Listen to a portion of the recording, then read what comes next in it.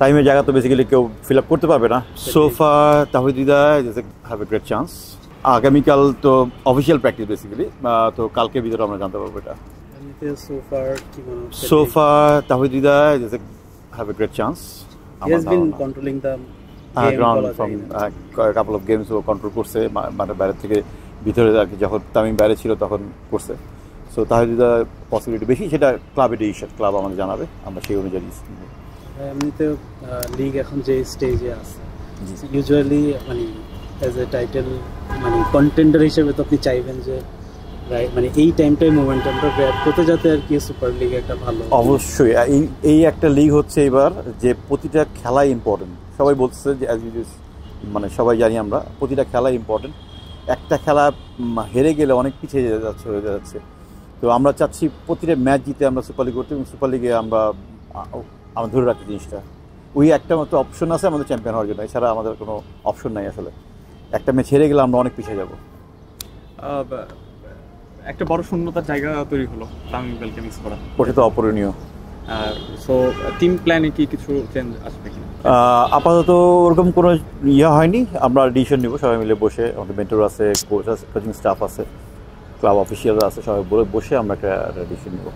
খুব বেশি চেঞ্জ হবে বলে মনে হয় না। টাইমের জায়গা তো বেসিক্যালি কেউ ফিল আপ করতে পারবে না ন্যাচারালি, তো আমরা চেষ্টা করবো যতটা পারা যায় আর কি। খেলার মাঝে সেই ধরনের একজন গুরুত্বপূর্ণ খেলোয়াড়ের এরকম সমস্যা, এটা দলের জন্য আসলে কতটা মানে খারাপের দিক আসলে? এইটা আসলে তো বলা যায় না, কার কখন কি হয়ে যায় এটা থেকে বলা যায় না। একটা প্লেয়ার সুপার ফিট, সে লাস্ট 2 ম্যাচ আগে একটা 100 মারছে, তারপরে এত বড় একটা সিচুয়েশন হয়েছে, এটা হতেই পারে। এটা আমরা কেউই আসলে জানি না কার কি অবস্থা হয়। তো কি বলার আছে, এটা কিছু বলার তো নেই আসলে। কথা হয়েছে তামিমের সাথে? না, তামিমের সাথে কথা হয়নি এখনো। আমি জানি না কথা বলার অবস্থা আছে কিনা। আমি হয়তো টেক্সট করবো, হয়তো কথা বলবো। ওই সামনে টেস্ট ম্যাচে মনে হয় বেশ কয়েকজন কি প্লেয়ার চলে যাবেন অ্যাসাইনমেন্টে। জি, ওই রিপ্লেসমেন্টটা নিয়ে কীভাবে আমরা অ্যাজিউম করছি 3-4টা প্লেয়ার যেতে পারে। এখন পর্যন্ত বোর্ড আমাদের কিছু জানায়নি ক্লাবকে, তো অ্যাজিউম করছি যে 3-4টা প্লেয়ার যেতে পারে। তো সেই ক্ষেত্রে আমাদের ব্যাক অপশন কী আছে, আমরা এইবার ওই চিন্তা করেই টিম করেছি। আমাদের 18 জন 19 জনের মেম্বার আছে, তো ওখান থেকেই অ্যাডজাস্ট করা হবে ইনশাল্লাহ। অবশ্যই এই একটা লিগ হচ্ছে এবার যে প্রতিটা খেলাই ইম্পর্টেন্ট। সবাই বলছে যে মানে সবাই জানি আমরা, প্রতিটা খেলাই ইম্পর্টেন্ট। একটা খেলা হেরে গেলে অনেক পিছিয়ে হয়ে যাচ্ছে। তো আমরা চাচ্ছি প্রতিটা ম্যাচ জিতে আমরা সুপার লিগ করতে, এবং সুপার লিগে আমরা ধরে রাখি জিনিসটা। ওই একটা মাত্র অপশন আছে আমাদের চ্যাম্পিয়ন হওয়ার জন্য, এছাড়া আমাদের কোনো অপশন নাই আসলে।